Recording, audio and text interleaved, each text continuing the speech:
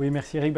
Je pense que ça commence par fixer une ambition claire à la base de l'impact positif que l'on veut créer, et notamment sur le sujet environnemental. Le sujet du climat est proéminent.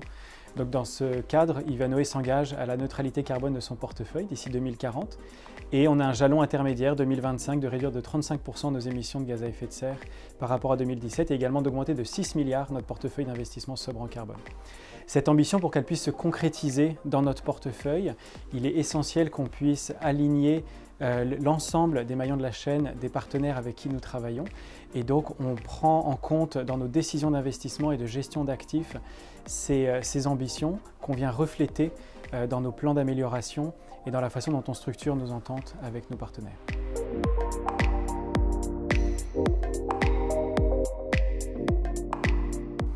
Alors de différentes manières, je pense que la data est clairement au centre de cette révolution également numérique. Elle est écologique, mais elle est effectivement numérique.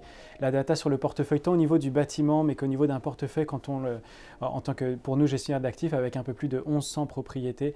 Un élément de cette révolution numérique qui est essentiel pour nous de pouvoir appréhender, c'est toute l'évolution des PropTech. Et donc Ivanhoé a fait des investissements significatifs dans des fonds de PropTech, des investissements stratégiques pour pouvoir apprendre et utiliser les meilleures technologies. Et donc non seulement innover dans nos investissements, mais aussi investir dans cette innovation.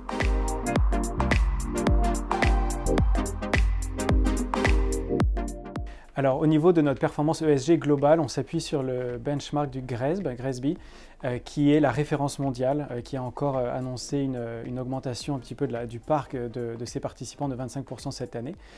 Donc, qui est la référence que nous utilisons pour mesurer cette performance ESG de notre portefeuille. À cela, on ajoute l'intensité carbone du portefeuille, j'en ai parlé, et nos investissements sobres en carbone. Et on vient lier de façon grandissante nos performances financières et extra-financières, notamment ces indicateurs-là, en convertissant nos dettes et nos financements en fait corporatifs.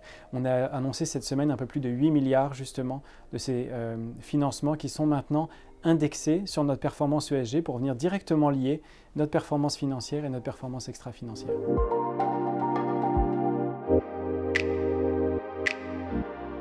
Nous, ça nous paraît peu réaliste de croire qu'un seul label va vraiment être utilisé à l'échelle mondiale, et donc c'est important qu'on puisse s'adapter aux réalités locales des différentes géographies dans lesquelles on est investi.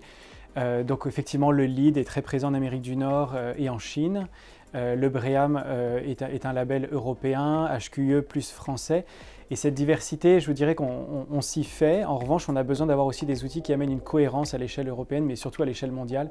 Et le cadre du GRESB est à nos yeux vraiment la référence sur laquelle on entend continuer de porter nos efforts ces prochaines années.